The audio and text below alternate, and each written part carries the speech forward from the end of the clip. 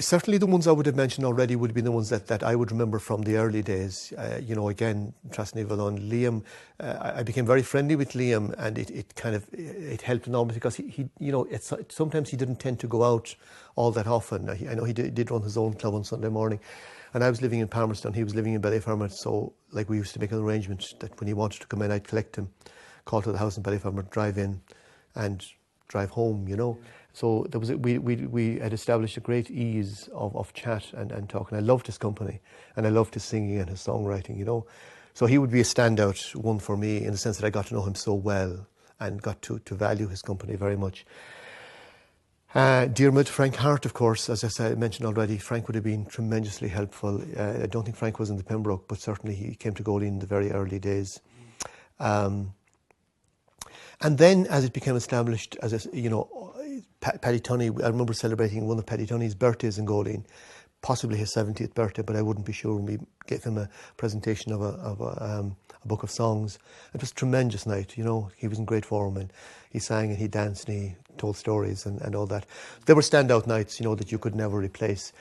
But I do think that it's important to stress that, the non-guest nights were very important and the quiet nights were very important. That these were standouts in your memory because, you valued somebody being in the club, and they were tremendous singers, these people, and tremendous people, tremendous company.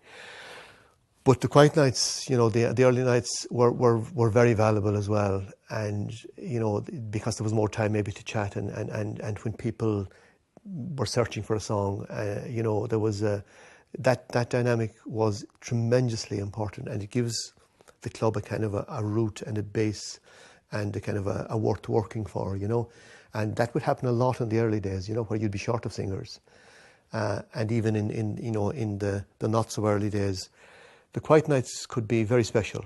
Somebody would sing a song that you hadn't heard in a long time, or there would be a story about a song, or something would have happened. So,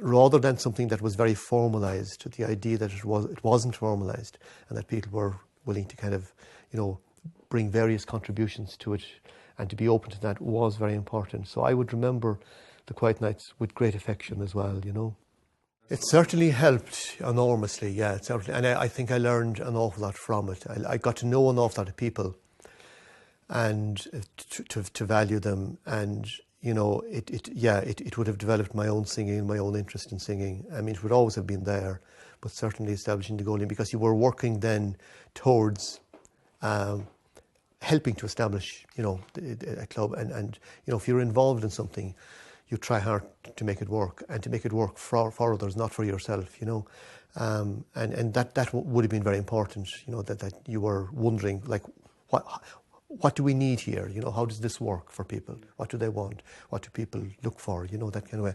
So there would have been a lot of thought in the background, even though it looked very, very informal, and it was, but there was a lot of thought put into it. It helped my own singing enormously. I mean, I developed my own repertoire from through the Góilín, and looking for songs.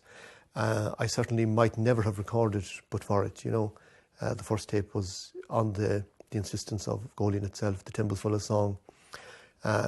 We can never know, what might or might not happen, but certainly it was a huge impetus to record and to learn from that recording process, and to go and record again, which is another way of learning songs. It's not the most important, but it is definitely a way of, you learn a lot through doing a recording. So there was that, and I learned a lot about songwriting through Góilín, I think. It was where I started to write. I might have written little bits before it, but certainly it was where I began to write songs. And it was enormously helpful as a platform to bring your song. A very, very vulnerable thing to do, to sing your own song for the first time. But it was a place to do it. And probably any of the songs that I would have written in those years would have been sung in Góilín first, I would say.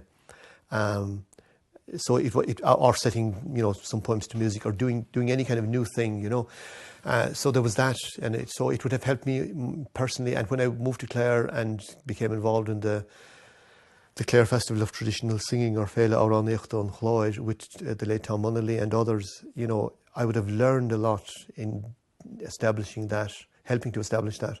from the Góilín days. You know, there's no doubt as you move to other things that you learn from experience.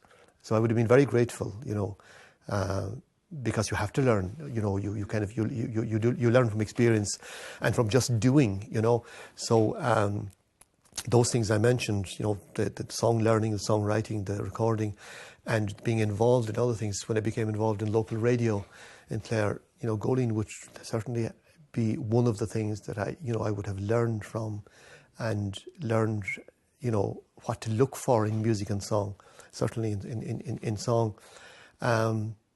So yeah, I would be very, very grateful, and it was a wonderful experience, you know. I'm still delighted that it exists, but for me personally, it was just wonderful. I couldn't speak highly enough of the experience.